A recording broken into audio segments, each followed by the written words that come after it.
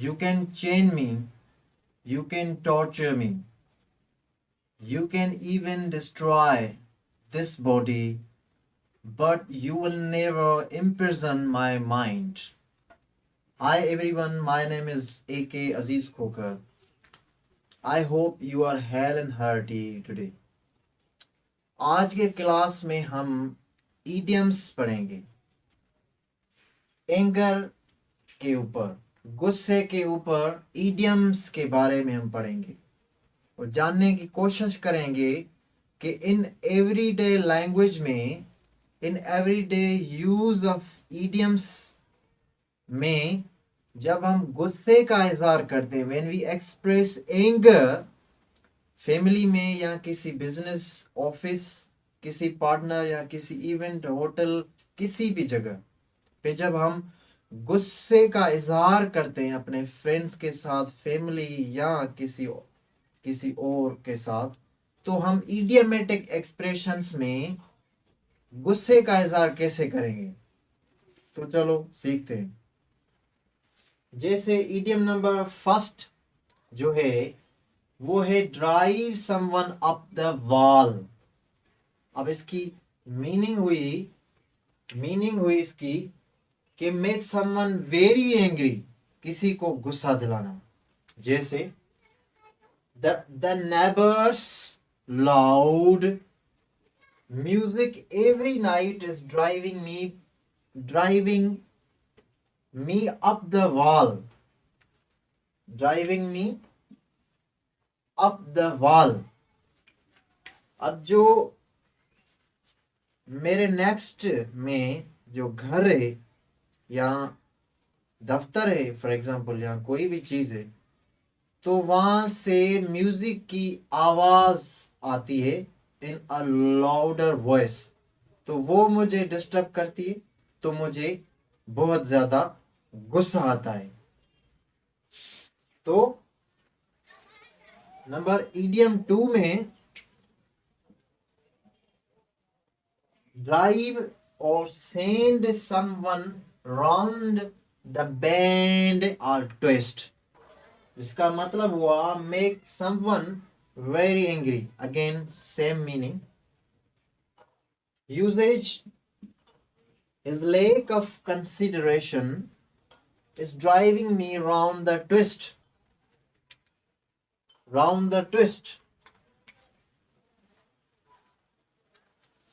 इसका मतलब ये हुआ कि he does not give thought seriously. Okay?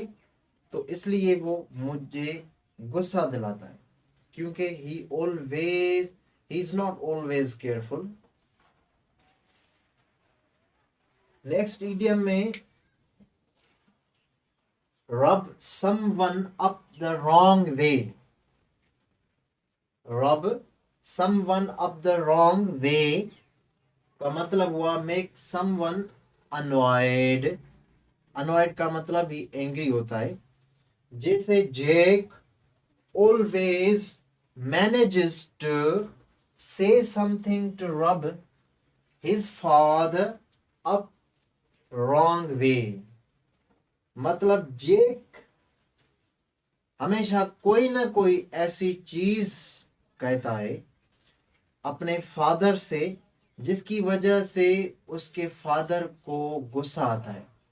तो नेक्स्ट इडियम में जैसे गेट someone's back up का मतलब हुआ make someone annoyed again. Usage में Ahmad put his sister's back up by saying she would never be a good driver. जैसे अहमद अपनी sisters को डिस्करेज करता है कि वो कभी भी अच्छी ड्राइवर नहीं बन सकती. नाउ पेयर ऑफ वर्ड्स जैसे all together and all together. What is difference between the both? Let us explain. For instance, altogether, which means completely. जैसे I do not altogether agree with you. अब मैं मुकम्मल तौर पर आपसे agree नहीं करता. altogether. Okay. altogether ये एडजेक्ट भी है और नाउन भी हो सकता है. अब all together which means all in one place, collectively, मजमुई तौर पर. जैसे let's sing happy birthday all together now. एक जगह पे हम सब इकट्ठे हुए हैं, फैमिली मेंबर्स, और किसी एक फैमिली मेंबर्स की हम बर्थडे सेलिब्रेट करें, तो हम करें लेट्स सिंग हैप्पी बर्थडे, जिसकी हो रही है ऑल टुगेदर, मिलकर आओ तो हम सब हैप्पी बर्थडे कह लें ऑल टुगेदर. अब दूसरा जो प्यारा वर्ड है वो है accident, incident. Accident which means unexpected accident. हमें मालूम ही नहीं, कभी भी कहाँ भी किसी तरीके से भी कोई भी हादसा पेश आ सकता है. गाड़ी चलाते हुए, जहाज में सफर करते हुए, कहीं बैठे अचानक कोई बिल्डिंग कोलैप्स हो गई और हम दब गए. जैसे Muniba met an accident and got a legs fracture. Muniba आपको पता है एक मोटिवेशनल स्पीकर है पाकिस्तान के अंदर, जिसके साथ ये बहुत बड़ा हादसा पेश आया था. तो अब ये accident. Okay. Now incident. Incident का मतलब है अ सीरियस इवेंट या हैपनिंग, ऑकरेंस. जैसे Leo Tolstoy in War and Peace. War and Peace Leo Tolstoy का इस वर्ल्ड फेमस बुक है, नॉवेल है, फिक्शन है. आप सबको पढ़ना चाहिए. अगर आपने नहीं पढ़ा है तो अभी जाकर ये किताब लो और पढ़ना शुरू करो.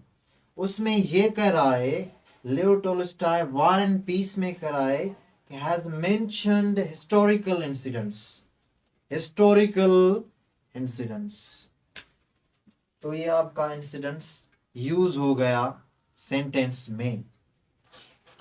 Now synonyms and antonyms. जैसे एक्लेड का मतलब है ओनर, ओनर. जैसे an accolade was given to Pakistani team when it defeated India. जब अभी 20 वर्ल्ड कप चल रहा था, मतलब अभी भी चल रहा है, उसमें जब इंडिया पाकिस्तान की टीम हुई, मैच हुई, तो पाकिस्तानी टीम ने इंडियन टीम को डिफीट किया. तो पाकिस्तान जब वो पाकिस्तानी मतलब उनकी वेलकम जो कर रहे थे या उनको जो इज्जत दे रहे थे, तो उसे हम कहेंगे ऑनर, एक्लेड. जैसे एक्यूमुलेट का मतलब है, जहाँ सिनोनिम होगा टू कलेक्ट, असेंबल, इकट्ठे करना. जैसे यूजेज में I have accumulated many books on English literature. English literature के ऊपर मैंने कई किताब इकट्ठे किए. और वन वर्ड सब्स्टिट्यूशन जो आज का है वो ये है कि posthumous child. Posthumous child. Posthumous child का मतलब होता है a child born after the death of his father. उसने शादी की, शादी के मतलब शादी के दौरान उसकी जो वाइफ थी उसे वो प्रेग्नेंट हो गई, शी गॉट प्रेग्नेंट। अब कुछ टाइम के बाद उसका जो हस्बैंड था वो मर गया, ही डाइड। अब वो जिंदा नहीं रही, उसकी बीबी जिंदा आई। पर जब वो उसकी बीबी के बेली में जो बच्चा मतलब वो पल रहा है, तो वो जब जन्म लेता है तो उस बच्चे को हम पोस्टोमस चाइल्ड कहते हैं। जैसे यहाँ एग्जाम्पल में हजरत मोहम्मद वाज अ पोस्टोमस चाइल्ड, जैसे प्रॉफिट के साथ प्रॉफिट का जो जन्म हुआ था वो मतलब फादर से, उसका जो फादर था वो ही died before he was born.